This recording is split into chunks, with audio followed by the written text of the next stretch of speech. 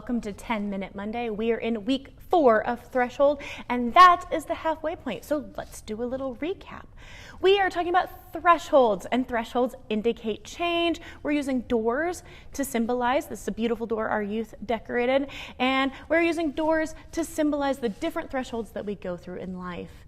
There are thresholds that we get thrown through, like when Sarah kicked out Hagar, and we learned that God sees us and hears us in our distress. There are thresholds that we choose to go through, like when Abraham was faithful to follow God's lead, even when it was a great sacrifice. And we learned that we can trust where God leads us. There are thresholds that we feel like we must go through, like when Jacob wrestled with God. And we learn that we can be triumphant with God, forever changed, no matter our past. This week's threshold is all about an invitation from God. We're going to look at Moses in Exodus chapter 3. So if you have your Bibles, go ahead and pull them out. Otherwise, we'll have it on the screen. Now, Moses was tending the flock of Jethro, his father-in-law, the priest of Midian. And he led the flock to the far side of the wilderness and came to Horeb, the mountain of God. There, the angel of the Lord appeared to him in flames of fire from within a bush. Moses saw that the bush was lit on fire, and it did not burn up. So Moses thought, I will go over there and see this strange sight, why the bush does not burn up.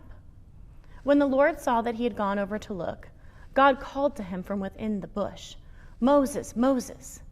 And Moses said, Here I am. Then God goes on and asks Moses to go and visit with Pharaoh in Egypt. Pharaoh at this time is probably the most powerful man in the world that Moses knows. And he asks Moses to ask Pharaoh to set his slaves free, the Israelites. He's going to ask Pharaoh to willingly set free labor free to go just because God asks. It's a big ask. It's a life-changing ask. This is an invitational threshold for Moses. And he's literally being invited to join God in what he's doing in that moment. But where does it all start? It starts with the fact that Moses was just doing his job out in the field, and he is aware of something happening off in the distance. So many times we are a super distracted people, whether it's our phones or video games. Or when I was a kid, before the time of cell phones, I took a book everywhere I went. I was super unaware of the things that were happening around me when I was out in the world. We need an awareness to see God's invitation. Off in the distance, Moses sees a bush that seems to be on fire, but it's not burning up. So first he looks up and he becomes aware of it. And then what happens? Moses saw that though the bush was on fire, it did not burn up. So Moses thought, I will go over and see this strange sight, why the bush does not burn up. He's curious. We need curiosity to draw near to God's invitation. Moses was curious, and his curiosity drew him nearer and nearer to God's invitation for him. Moses' curiosity was a game changer, and his curiosity becomes action. He went over to investigate the burning bush that doesn't burn.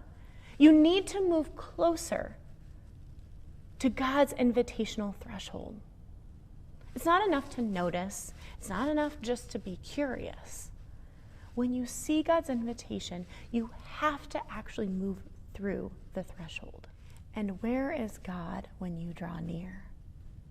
He meets you there. He meets you at the threshold. It says, when the Lord saw that he had gone over to look, God called to him from within the bush, Moses, Moses. And Moses said, Here I am. God calls Moses by name. Knowing his faults and insecurities, his gifts and abilities, he's saying, I see you, I know you, and I'm inviting you personally to have part in this story. He calls him, and he knows you too. He knows all of your faults and insecurities, all your gifts and abilities. As you become aware, curious, and move closer to God's invitation for you, you can trust that he has specifically invited you. Finally, we have the question of what happens when we step through that door, over the threshold, and into whatever God's inviting us into on the other side. What happens? Well, there's really only one thing that we know for sure about what's on the other side of God's invitation. And it's that God will be with you. See, Moses hears God's grand scheme and he doubts himself. He says, let me get this clear. You want me to go over to Pharaoh, tell him to let your people go, then you want me to lead them to the promised land. I don't know where that is. You've clearly made a mistake, God. I am not the right guy for the job. You need to pick someone else. And God answers him in Exodus 3:12 very clearly. He says, I will be with you. And with that promise, Moses goes head to head with Pharaoh. He leads some ungrateful Israelites out of Egypt. See, the Israelites say really mean things about Moses. They rebel and they constantly criticize him. It's not easy. That's not the promise that we have. When we cross over God's invitational threshold, we don't get the promise of it being easy. The promise that we get is that he will be with us. There's more to Moses' story. It's not all bad. There are some amazing things that God does that are beautiful and wonderful, and ways that God shows up incredibly. But it was definitely a mixed bag, and that's what we can come to expect too. Most of life is a mixed bag. It's not 100% bad. It's not 100% good. We can get through the bad parts and the good parts when we know that God is with us. Even if you wouldn't consider yourself a follower of Jesus, God is nearby, calling to you and drawing you near. He loves you, and he wants to be with you. Do you sense God's invitation for you today? Thanks for joining our 10-Minute Monday. Hope to see you next week. Bye.